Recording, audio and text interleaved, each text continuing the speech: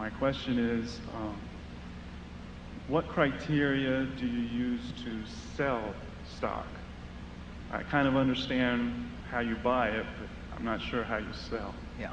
Well, the best thing to do is buy a stock that you don't ever want to sell. I mean, that's what we're trying to do. And that's true when we buy an entire business. I mean, we've bought all of Geico, or we bought all of See's Candy, or the Buffalo News. We're not buying those to resell. I mean, what we're trying to do is buy a business that we will be happy with if we own it the rest of our lives, and we expect to with those. It's the same principle applies to marketable securities. You get extra options with marketable securities. You can add to holdings, obviously easier. We can never own more than 100% of a business, but if we own 2% of a business and we like it at a given price, we can add and have 4 or 5%. So that's an advantage. Sometimes if we need money to move to another sector, like we did last year, we will trim from some holdings, but that doesn't mean we're negative on those businesses at all. I mean, we think they're wonderful businesses, or we wouldn't own them. And we would sell, if we needed money for other things. The Geico stock that I bought in 1951, I sold in 1952. It was, went on to be worth 100 or more times, before the 1976 problems, 100 or more times what I'd paid. But I didn't have the money to do something else. So you sell if you need money for something else. You may sell if you believe that valuations between different kinds of markets are somewhat out of whack. And we have done a little trimming last year in that matter. But that could well be a mistake. I mean, the real thing to do with a great business is just hang on for dear life. Charlie?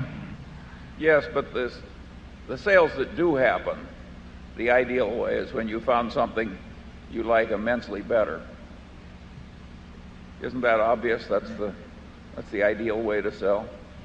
And incidentally, the ideal purchase is to have something that you already like be selling at a price where you feel like buying more of it. I mean, we probably should have done more of that in the past in some situations. But that's the beauty of marketable securities. You really do. If you're in a wonderful business, you do get a chance periodically maybe to double up in it or something of the sort.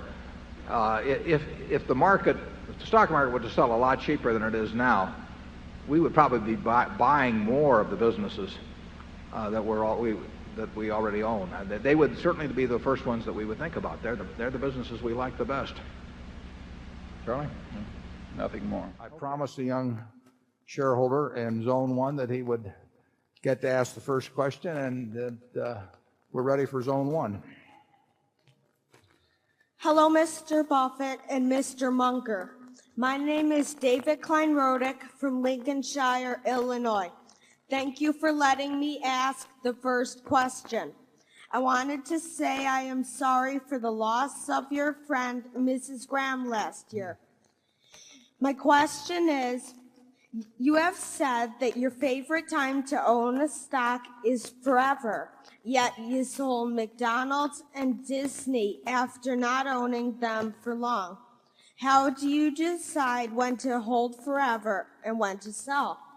And also, are you and Mr. Munger wearing Fruit of the Looms?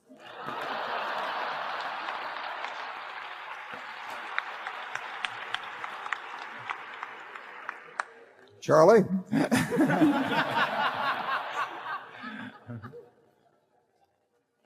I think I better answer the question. I can answer unequivocally, I am wearing Fruit of the Loom.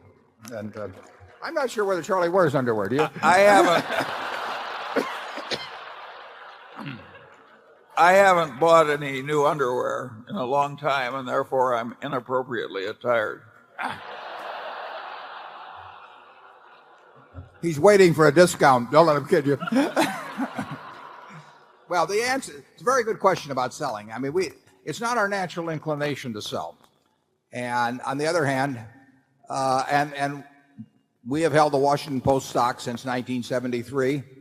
I've never sold a share of Berkshire, having bought the first shares in 1962. And we've held Coke stock since 1988. We've held Gillette stock since 1989. Held American Express stock since 1991. We had actually previously been an American Express in the 60s in Disney. So there are companies we're familiar with. We generally sell Well, we would sell if we needed money for something else, but that has not been the problem in the last 10 or 15 years. That 40 years ago, my sales were all because I found something that I liked even better. I hated to sell what I sold, but I also didn't want to borrow money. So I would reluctantly sell something that I thought was terribly cheap to buy something that was even cheaper. Those were the times when I had more ideas than money. Now I've got more money than ideas, and that's a different equation. So now we sell really when we think that when we're reevaluating the economic characteristics of the business. In other words, if you take don't want to name names, but take a stock we've sold of some sort. We probably had one view of the long-term competitive advantage of the company at the time we bought it, and we may have modified that. That doesn't mean we think that the company is going into some disastrous period or anything remotely like that. We think McDonald's has a fine future. We think Disney has a fine future, and there are others. But we probably don't think that their competitive advantage is as strong as we might have thought, as we thought it was when we initially made the decision. That may mean that we were wrong when we made the decision originally. It may mean that we're wrong now, and that their strengths are every bit as what they were before. But for one reason or another, we think that the strengths may have been eroded to some degree. A classic case on that would be the newspaper industry generally, for example. I mean, in 1970, if Charlie and I were looking at the newspaper business, we felt it was about as impregnable a franchise as could be found. We still think it's quite a business, but we do not think the franchise in 2002 is the same as it was in 1970. We do not think the franchise of a network television station in 2002 is the same as it was in 1965. And those beliefs change quite gradually, and who knows whether they're precise, whether they're right even. But that is the reason in general that we sell now. If we got into some terribly cheap market, we might sell some things that we thought were cheap to buy something even cheaper after we bought lots and lots of equities. But that's not the occasion right now. Charlie? Nothing to add. He's been practicing for weeks.